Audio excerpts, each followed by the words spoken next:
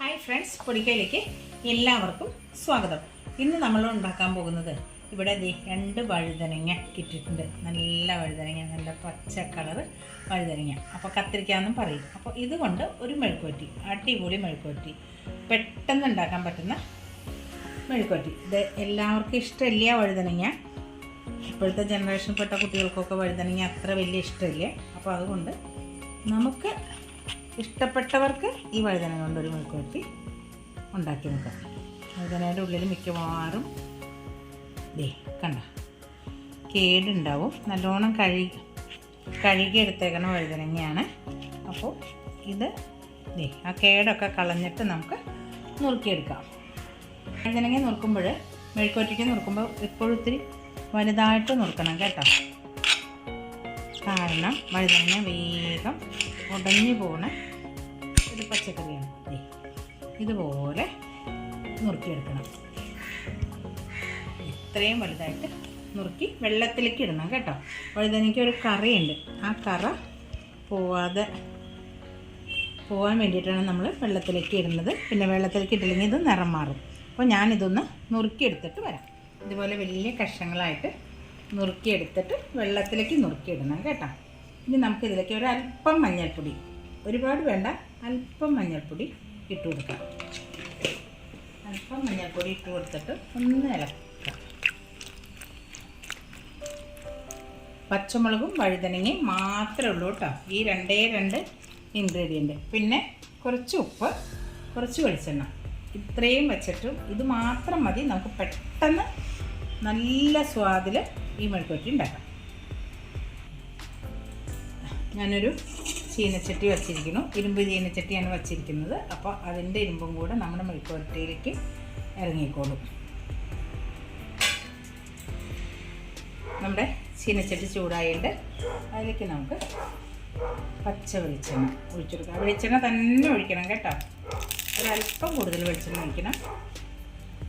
വെളിച്ചെണ്ണ ചൂടായി വരുമ്പോൾ നമുക്ക് ഈ വഴുതനങ്ങ ഇട്ട് കൊടുക്കണം.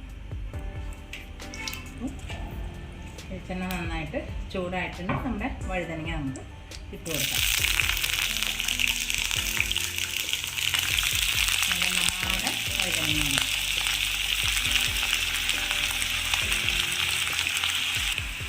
ഇത് ഞാനൊരു 12 പച്ചമുളക് എന്ന് വെച്ചാൽ കണ്ട വളരെ ചെറിയ പച്ചമുളകാണ്. അധികം എരിവില്ല, പാകത്തിന് എരിവുള്ള ആ പച്ചമുളക് നുറുക്കിയതും കൂടെ വെക്കുക. എനിക്ക് വേറെ കറിവേപ്പില അങ്ങനെ ഒന്നും വേണ്ട. ഉപ്പ് പാകത്തിന് ഒന്ന് ഇളക്കി കൊടുക്കാം. നമുക്ക്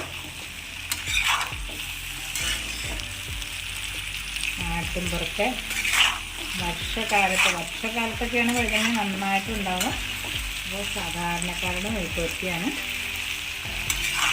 പ്രായമായവർക്കൊക്കെ നല്ല ഇഷ്ടമായിരിക്കും മെഴുക്കുവരട്ടി.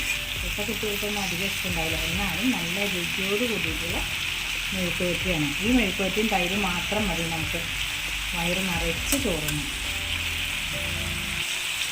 ഇതൊന്ന് അടച്ചു വെക്കുക. അപ്പോൾ നോക്കാം.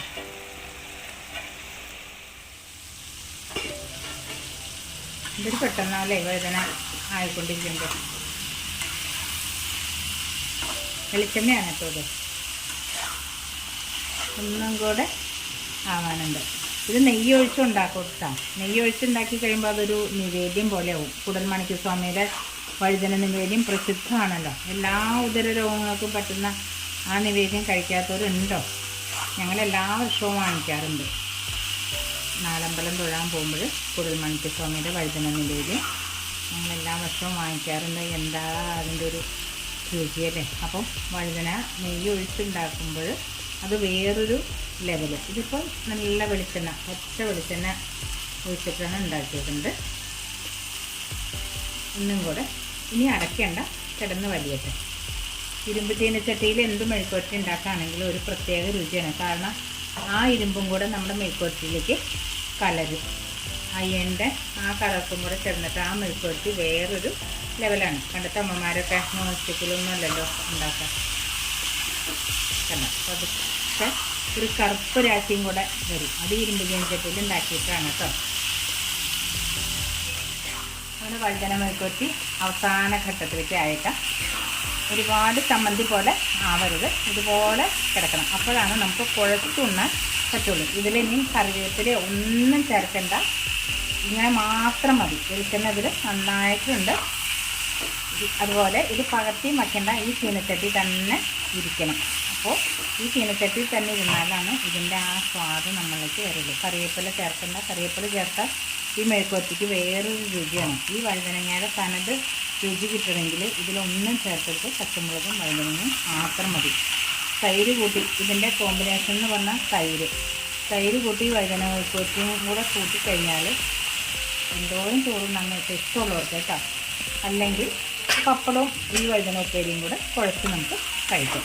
അപ്പോൾ ഒരു എത്ര 3 മിനിറ്റ് അത്രയേ ഉള്ളൂ ഈ വഴുതനയുടെ വേവ് ഇതും കൂടെ. അപ്പോൾ വീട്ടിൽ വഴുതനങ്ങ ഉണ്ടെങ്കിൽ എല്ലാവരും ഇതുപോലെ ഒന്ന് ഉണ്ടാക്കി നോക്കൂ. നമ്മുടെ പൊടിക്കൈയിൽ എന്ന ചാനൽ നിങ്ങൾക്ക് ഇഷ്ടപ്പെട്ടാൽ നിങ്ങളതൊന്ന് ലൈക്ക് ചെയ്യാനും ഷെയർ ചെയ്യാനും, ആദ്യമായിട്ടാണ് നമ്മുടെ ചാനൽ കാണുന്നവരുണ്ടെങ്കിൽ ഒന്ന് സബ്സ്ക്രൈബ് ചെയ്ത് സപ്പോർട്ട് ചെയ്യാനും, ഈ വീഡിയോ നിങ്ങൾക്ക് ഇഷ്ടപ്പെട്ടാൽ നിങ്ങളുടെ കമൻസ് എഴുതി അറിയിക്കാനും മറക്കരുത് കേട്ടോ.